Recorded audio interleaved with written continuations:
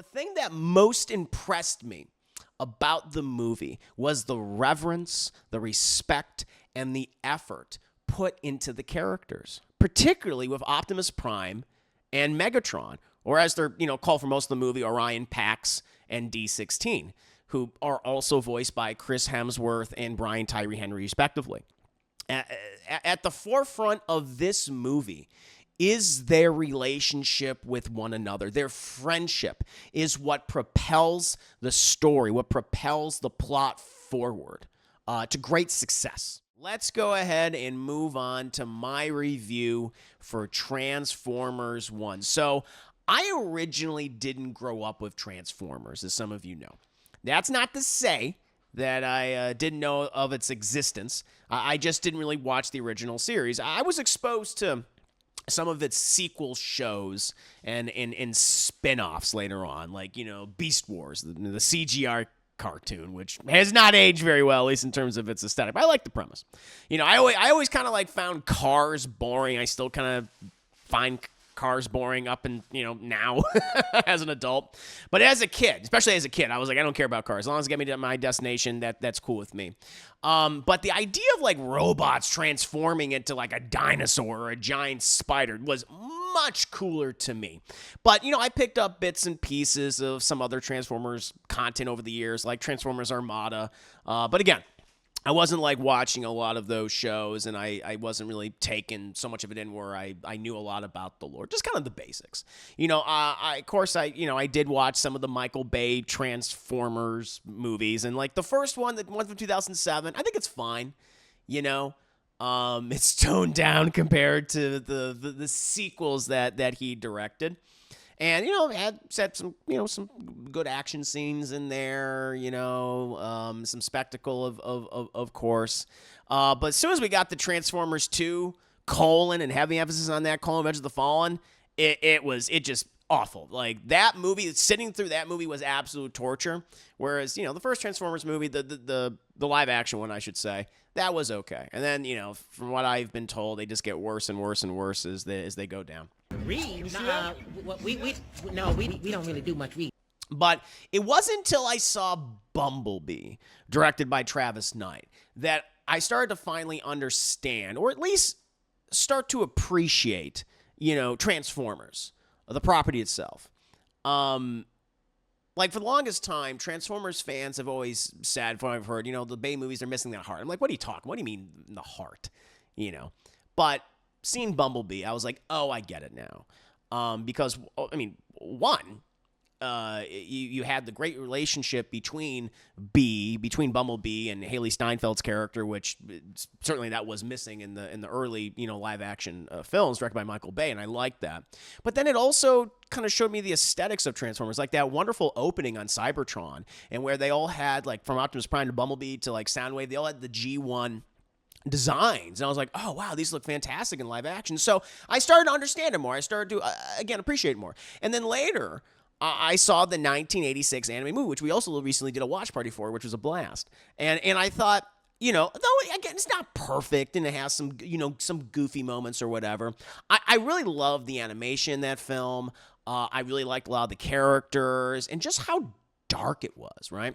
Just killing beloved characters like Optimus Prime and Megatron and Starscream and just others, it took me aback. And it made me respect the movie even more. Plus, the film just has an excellent score and soundtrack to just elevate the whole package even more, in my opinion.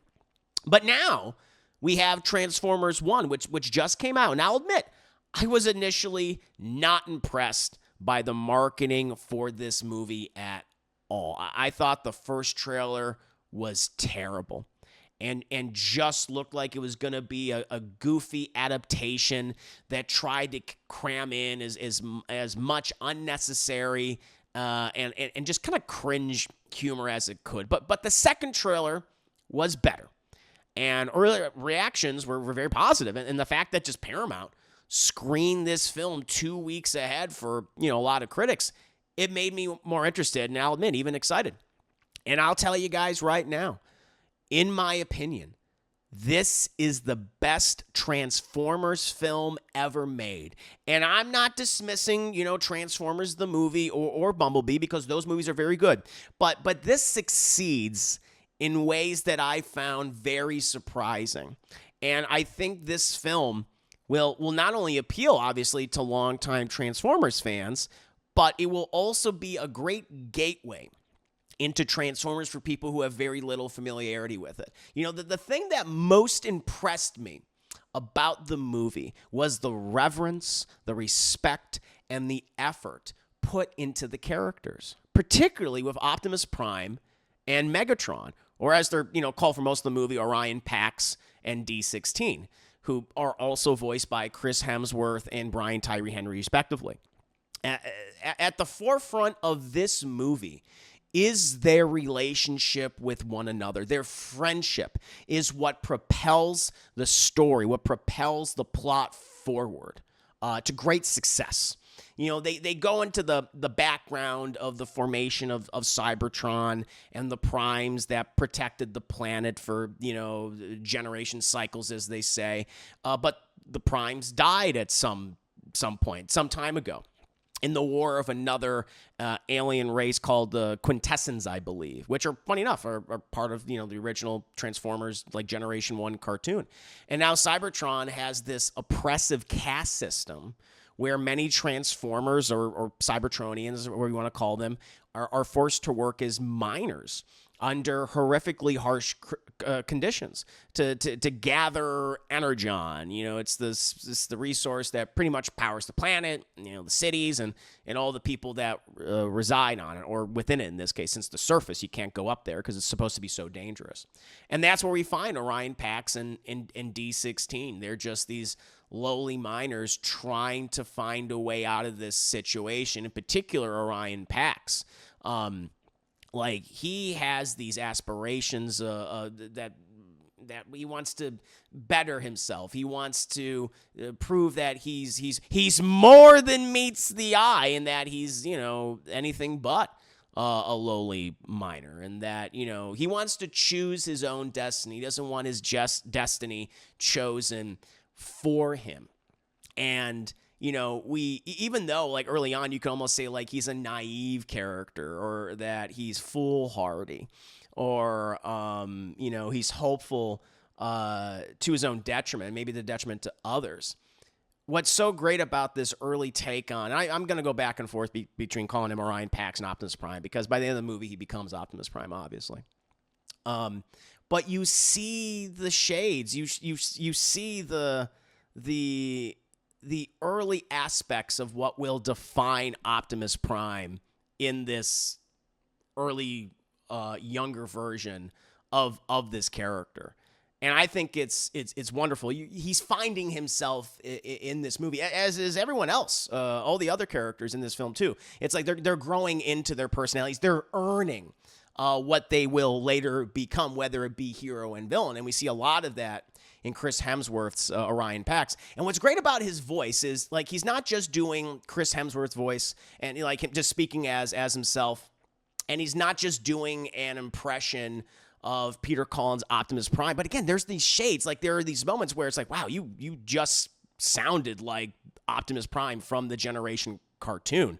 It's like he'll speak, and then there'll be like a few words where it's like, oh, damn, like I just heard it. And it sounded really great. And as the movie continues on, as we go up into the end, he sounds more and more and more like the Optimus Prime that we know. And he gives some, like, inspirational speeches. He has these wonderful moments with a ton of these characters, these heartfelt moments. Especially, and again, it's the thing that propels the movie forward, especially with Brian Tyree Henry as D16, the character who would become Megatron. The thing I love most about this movie was their friendship, their relationship. Like, they are truly brothers. Where, as Orion Pax, he has these aspirations and things of wanting to be better, wanting to not be a minor. Like D16, his whole thing is just like, listen, man, this is just the sort of life. This is what we have to accept, But the Primes, no. Sentinel Prime, he looks out for us, And maybe one day we can, earn our, because they don't have their cogs, the thing that allows them to transform. A lot of these Transformers they just don't have that for whatever reason. They explain that later on in the movie as to why. It's quite interesting. But he's this character that is, somewhat demure, but he's also a fanboy of the Primes. He looks up to them. He hears their words, and it's like that's his creed, right? And he's also a particular fan of a certain Prime, Megatronus Prime, who has like the symbol of the Decepticons. Like they layer all these. That's the other thing too. I'll get to this in a second. I'll touch on this again, but they have like these Easter eggs in the movie, but they're not like super obvious Easter eggs where it's like, like they're shoving it in your face or anything like that. They're actually surprisingly subtle with it. Like there's even an Easter egg to a certain song from the franchise, and I actually didn't. I was like, oh shit! But how they brought up was kind of so natural through like just dialogue, and it wasn't like that. Like they waited like for the audience to clap. It was like they just kept going with it. And I thought that was really cool, but I love that we see throughout the movie, even though we were introduced to this great friendship and the chemistry between the two of them is wonderful, and even though they're different from each other, they clearly love each other in a like a family in a brotherly way. And as time goes on, as certain things are revealed, as truths are seemingly perceived truths are revealed to be lies, they go in different directions. And D16. His entire attitude changes, and you see his fall into what he inevitably becomes, which is Megatron. And how that's all handled with him is wonderful. And you feel so bad because going into this, like just even if you're not a big Transformers fan, Optimus Prime, Megatron, like they are the ultimate enemies. And here you see them as friends. And so that is what inevitably is going to happen. And you just see it play out, and you're just like, damn it, if only this character did this or said this at this time, and and it's just like, but it's inevitable. And I thought that was great. Like this movie is about the tragedy of two best friends. It's the tragedy of two best friends becoming mortal enemies. And that's what I love so much about it. But outside of them, you have some other great people in this. Scarlett Johansson, she plays Alita, who was a female miner, a female transformer, who eventually, Autobot, obviously, and who also goes on this journey with them to find the matrix of leadership, because that's the thing that they need in order for like the planet to heal itself, in order to get the energy on the flow again, and everything. But she does a great job. She's a Spitfire. She has leadership capabilities, as we see. She kind of keeps Optimus or Orion Pax kind of like on task and kind of like humbles him, but at the same time supports him as well. And so the relationship starts out a little bit tumultuous, but I think she's very good, and she has a number of great scenes with all these characters, but especially Orion, and a nice funny bit later on with Keegan-Michael Key's Bumblebee. Now, as you guys know, I was not liking Keegan-Michael Key as Bumblebee in these trailers. And I will say this, not every joke he says works. He does come across a little extra, but he did make me laugh more than he didn't. And to be fair, Bumblebee is more of a comic relief character from the original show. I mean, he's the youngest of the Autobots, or one of the youngest of the Autobots. He's always trying to prove himself and stuff. And they kind of establish why he is the way he is. He's kind of fucking crazy. He's kind of a little nuts because apparently he failed in so many tasks and so many jobs. He's like kept away in this horrible place, and he's got a little screwy. And he just wants to have friends, and he's just not very good at maintaining that because, well, he's kind of a little nuts. And I like that aspect of him. There's a nice little joke where we meet his friends, quote unquote, where he's been, and at first I'm like, is this not gonna work for me? And it worked for me. They actually called back to it later on in the movie, and I thought it was pretty funny. So again, not everything they do with him works, but I would say the majority works with him. And then you have a ton of other characters in this film. Steve Buscemi is Starscream, and he is not in the movie a lot, but when he is on screen, he's fucking great. They actually released a clip For those who haven't seen the film yet, it was part of the marketing campaign where you hear Steve Buscemi at Starscream the first time, and it's great. I really love what they do with the characters who eventually become Decepticons in this movie. I don't want to say exactly what it is because it's like a huge spoiler, but it's like, oh, this is kind of cool, and I don't know if it's connected to the original lore or it's them kind of reinventing in a way, but I really like that. Wonderful way to use Starscream in this movie. You want more of him, which is exactly what you want. You like this version of the character. You want to see more of him, so it's kind of good. Since most of it's again focused on Orion Pax and D16 and Alita and Bumblebee, but it was cool that they have him there. You see some other familiar faces too. Lawrence Fishburne, he also appears in the movie as one of the 13 primes, as Alpha Trion. I think he does a very good job. And then John Hamm, he plays Sentinel Prime, who's the head of Cybertron, and he's perfectly cast in his role. I don't want to say too much about him, but what they do with him is great, and it sets up a lot of the conflicts that we see in the movie.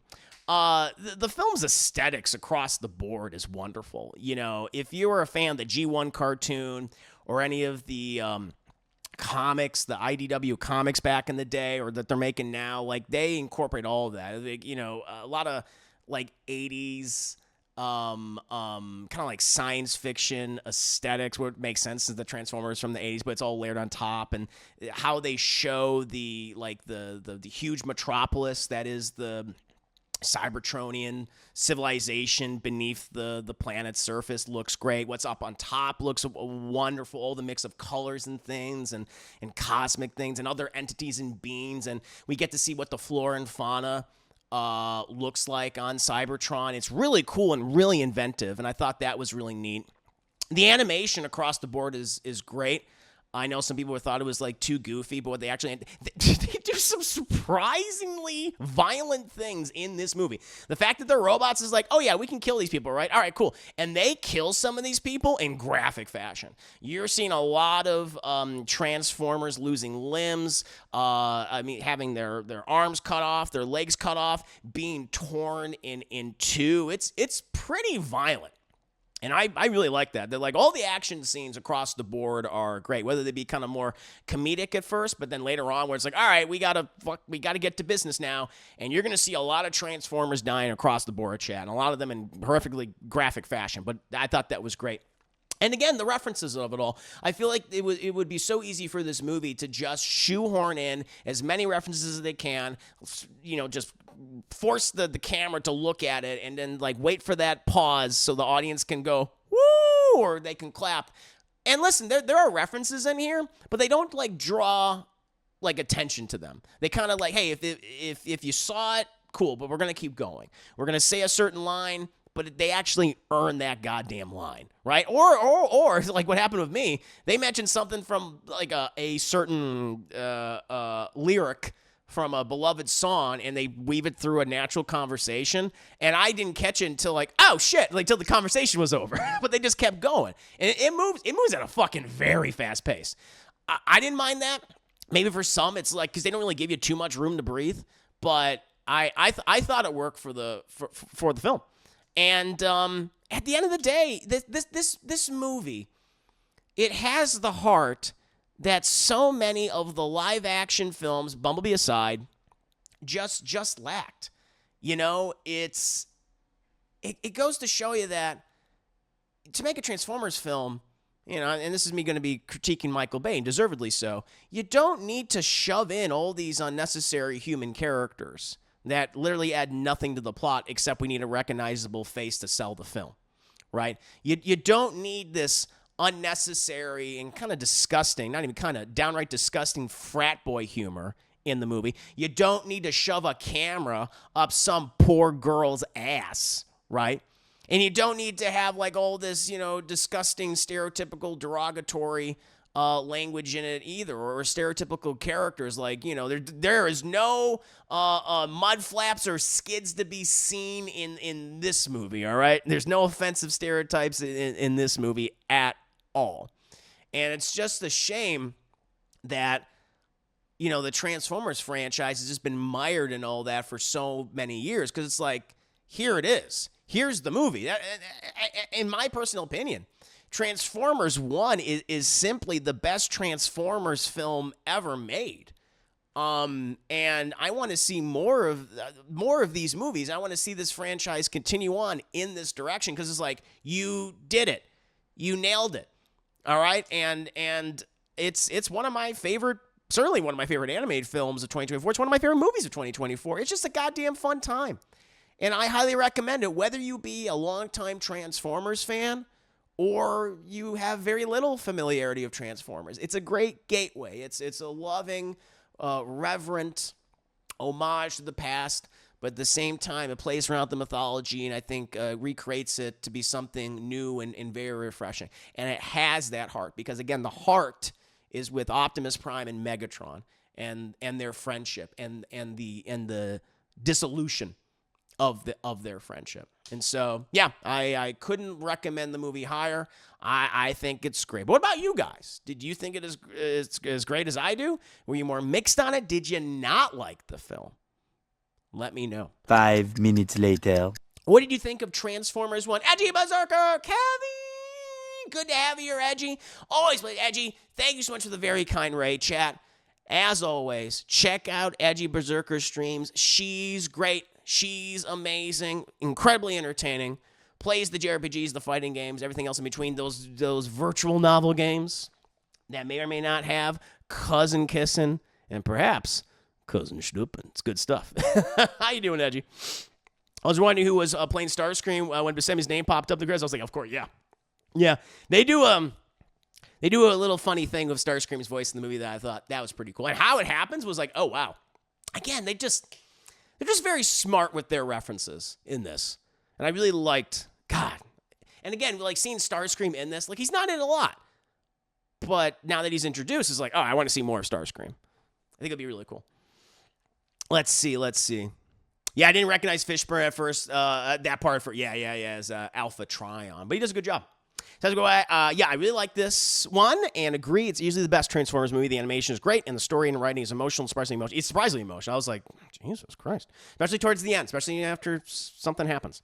The casting is great, and not just celebrity casting for the sake of celebrity casting, particularly with Hemsworth. Yeah, that's the thing.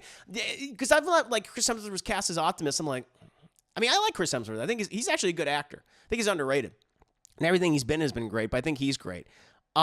His voice work is very good. And again, it's not just him just playing himself. He's not just doing a Peter Cullen impression. It's kind of like, it's like a hybrid. It's like, this is the guy who will eventually become Optimus Prime, because there's little hints of the Optimus Prime voice throughout everything he says, but it's not like there yet. But that's the way it should be, because he's so young. You know, he's so inexperienced, but it's like he has it though. It's there. Which I think was really, really cool.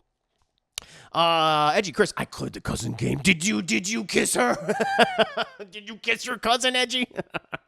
I was like, hooray! How's Starscream's voice? Great. It's very good. It's very good. You hear different versions of Starscream's voice, and I thought that was wonderful. I forgot about this trailer, but now hearing all the reviews, this is good. I was just like you, Edgy, because I really disliked the first trailer. I matter of fact, opened my review talk about it. I thought that first trailer sucked. I thought the second trailer was better. But then hearing all the reactions to this and people saying, like, it's actually really good. I was like, okay. Yeah, that trailer did not showcase the movie in the best light. I was like, what? Those trailers, I don't know what the fuck they were doing. But the movie is, the trailer is not representative of the film. Thank God. Because if that was the case, then we were in for a rough time. But it's actually surprisingly great. I really enjoyed it. I actually want to watch it again sometime. Do any of the songs from the 89 movie appear? I think you mean the 86 movie. I don't think so. If they did, then they might have done like covers of them. The music's good. The music's actually good in the film. But I didn't hear like any of the, like, you know, they referenced a certain song, but through dialogue, but it was kind of funny. But yeah, not that I can recall. Again, maybe someone else who has a better ear than I do, they recognize something. But again, I'm not like I didn't grow up with the Transformers films, so I don't know if they were like borrowing like pieces of music from the original series or any of the other shows. Other people might know better than me, but the score is good. The score is very good. Edgy, you got 3 endings. Ooh, very interesting. I want to hear about them. Speaks about the story and writing is smart and surprisingly emotional. You got to fix it. You got it. No, I understand what you're saying. How's humor in Bumblebee? That's okay. Not everything he says works.